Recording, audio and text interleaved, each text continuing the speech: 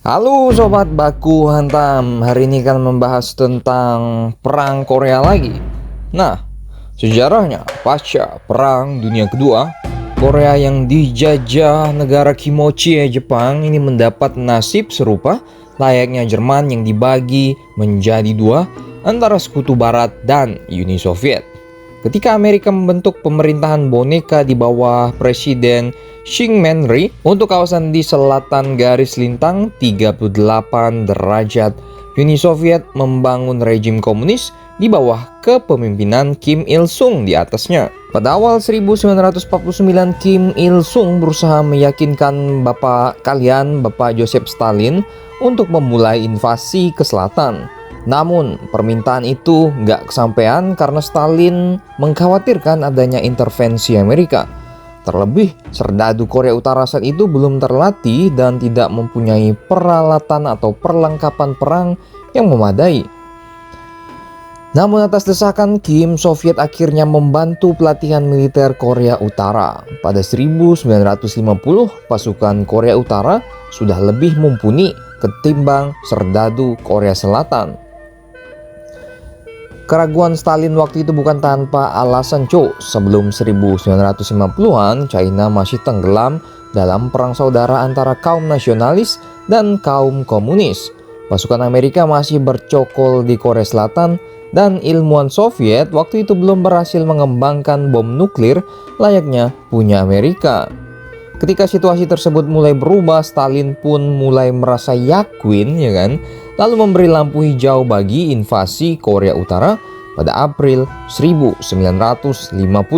Berkat pembinaan Soviet, pada pertengahan 1950-an, Korea Utara ini memiliki 200.000 serdadu yang terbagi dalam 10 divisi infanteri, 1 divisi lapis baja berkekuatan 280 tank, dan 1 divisi angkatan udara dengan 210 pesawat tempur. Militer Korea Utara juga dipersenjatai dengan 200 senjata artileri, 110 pesawat pengebom, dan 1 divisi pasukan cadangan berkekuatan 30.000 serdadu dengan 114 pesawat tempur dan 105 tank. Buset. Ini jumlah tentara jika mau menginvasi sebuah negara, bos. Ini negara kecil loh, Korea Selatan. Apalagi negara yang besar. Wah, bisa makan cukup baik ya. Sebaliknya, kekuatan militer Korea Selatan waktu itu sangat jauh berada di bawah Korea Utara. Secara umum, Korsel ini hanya berkekuatan 98.000 pasukan, dan diantaranya cuma 65.000 yang memiliki kemampuan tempur dan belasan pesawat, namun tanpa tank tempur atau artileri berat. Saat itu pasukan Amerika banyak terkonsentrasi di Jepang dan hanya menempatkan 300 serdadu di Korea Selatan. Pada 25 Juni 1950, sekitar 75.000 pasukan Korea Utara menyeberang garis lintang 38 derajat untuk menginvasi Korea Selatan. Hanya dalam 3 hari, Korea Utara yang meniru strategi Blitzkrieg ala strategi bapak Hitler, merebut ibu kota Seoul dengan mengandalkan divisi lapis baja dan serangan udara. Wah, pada hari kelima kekuatan Korea Selatan ini hanya menjadi 22.000 pasukan. Banyak yang mati, banyak yang kabur, Nah, setelah invasi ini, kendati Amerika mulai memindahkan pasukannya dari Jepun ke Korea Selatan, hingga awal September 1950, pasukan Korea Utara ini berhasil menguasai 90% wilayah selatan, kecuali secuil garis pertahanan di sekitar kota Busan. Dari kota inilah Amerika Serikat dan pasukan PBB ini melancarkan serangan balik yang kelak mengubur impian Kim Il-sung untuk menguasai semenanjung Korea. Padahal hampir menang nih, epic comeback nih. Di bawah komando Jenderal Douglas MacArthur, pasukan gabungan antara Amerika, PBB, dan Korea Selatan yang kini berjumlah 180.000 serdadu mulai mematahkan kepungan Korea Utara terhadap Busan. Berbeda dengan pasukan sekutu, Korea Utara yang tidak diperkuat bantuan laut dan udara ini mulai kewalahan dan dipaksa mundur semakin ke utara.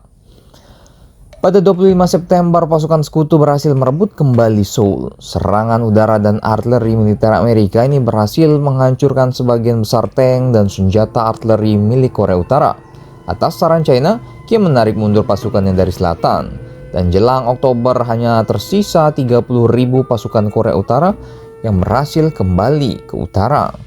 Ketika pasukan Amerika melewati batas demarkasi pada 1 Oktober, Stalin dan Kim mendesak Mao Zedong dan Zhou Enlai agar mengirimkan 6 divisi infanteri China ke Korea. Soviet sendiri sudah menegaskan tidak akan menurunkan langsung pasukannya. Ya gengsi dong bos. Permintaan tersebut baru dijawab pada 25 Oktober oleh China setelah serangkaian perjalanan diplomasi antara Beijing dan Moskow. Hingga November 1950, pasukan Amerika tidak hanya bisa merebut Pyongyang, tetapi juga berhasil merangsek hingga ke dekat perbatasan China. Kemenangan Amerika terhenti setelah pasukan China yang berkekuatan 200.000 tentara mulai melakukan serangan balik. Intervensi tersebut menyebabkan kekalahan besar pada pasukan Amerika yang terpaksa mengundurkan diri dari Korea Utara pada pertengahan Desember. Hingga Juli 1951, pasukan China dan Amerika masih saja bertempur sengit di sekitar perbatasan garis lintang 38 derajat. Baru pada pertengahan tahun kedua belah pihak mulai mengendurkan serangan yang menyebabkan situasi menjadi buntu. Setelah amsyongnya alias matinya Bapak Joseph Stalin, sikap ini Soviet mulai melunak dan pada 27 Juli 1953, kedua belah pihak menyepakati gencatan senjata yang masih berlangsung hingga saat ini. Pada akhir Perang Korea, sebanyak 33.000 pasukan Amerika dilaporkan tewas dalam pertempuran, sementara Korea Selatan melaporkan sebanyak 373.000 warga sipil dan 137.000 pasukan tewas. Sebaliknya, China kehilangan 400.000 serdadu dan Korea Utara 215.000 pasukan serta 600.000 warga sipil yang tewas. Secara umum angka kematian yang diderita kedua belah pihak mencapai 1,2 juta jiwa. Mengerikan bukan? Buset, tentara Amerika aja misalnya sampai 30.000 bos. Menarik bapak kau. Silakan baku hantam kalian di Pyongyang.